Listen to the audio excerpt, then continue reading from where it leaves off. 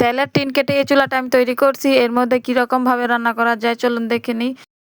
কালকে হঠাৎ করে কারেন্ট চলে গেছে, তার সাথে গ্যাসও চলে গেছে। তার মধ্যে আমি রান্না বসাইছি, এদিকে রান্না অর্ধেক হয়ে আর এদিকে কারেন্ট চলে গেছে। তো এখন কি করা যায়? এদিকে আমার মাটির চুলাগুলোও ভেঙে গেছে বৃষ্টির কারণে, রান্নাঘরে মাটির চুলা নষ্ট হয়ে গেছে।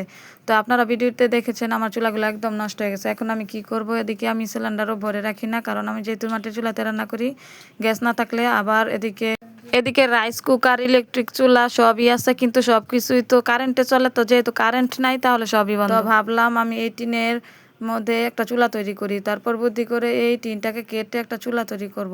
তো এর মধ্যে আমি রান্নাটা সেরে নিব। তো এর মধ্যে আমি এই টিনটাকে উপর থেকে কেটে, উপরের টিনটা কেটে সরিয়ে নিয়েছি। এরপর আমি চুলার মুখ তৈরি করার জন্য মাঝখান থেকে কেটে নিতেছি মুখ তৈরি করার জন্য।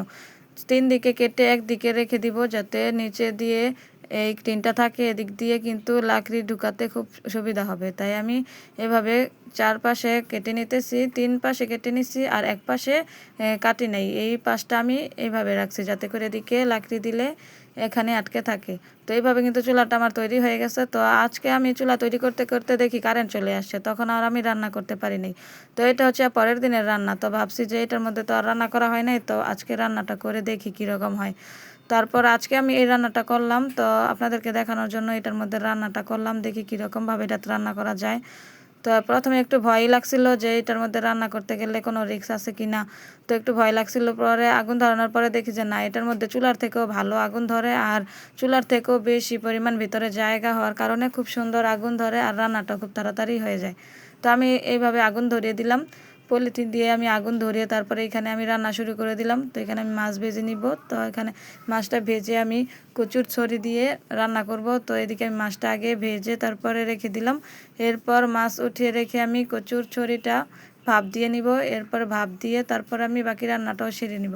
তো এখানে আমি কোনো রেসিপি দেখাচ্ছি না, এমনিতেই জাস্ট আপনাদেরকে দেখালাম যে কিভাবে রান্না করব আর কীরকম হয় এর মধ্যে রান্না করলে, তাই রান্নাটা শেয়ার করলাম। তো আমার ভিডিওটা কেমন লাগলো অবশ্যই কমেন্টে জানাবেন। ভালো লাগলে অবশ্যই লাইক কমেন্ট শেয়ার করবেন, আর ইউটিউব থেকে দেখে থাকলে অবশ্যই চ্যানেলটা সাবস্ক্রাইব করে পাশে থাকবেন।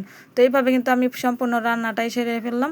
তো এখন থেকে আমি মনে করি যে মাটির চুলার থেকেও বেশি এইটার মধ্যে ভালো হয় রান্না করলে। এটা যেখানে ইচ্ছা সেখানে নিয়ে রান্না করা যাবে, এটা একদম হালকা পাতলা, তাই এটার মধ্যে বেশি সুবিধা। তো যখন নাকি চুলার অসুবিধা থাকে তখন এটার মধ্যে এখন থেকে রান্না করব। তাই একেবারে ভালো করে বানিয়ে নিলাম, আর এটা ভালো করে যত্ন করে রেখে দিব, যাতে কারেন্ট বা গ্যাস না থাকলে, যদি মাটির চুলাও না থাকে, তাহলে আমি এটার মধ্যে রান্না করতে পারবো।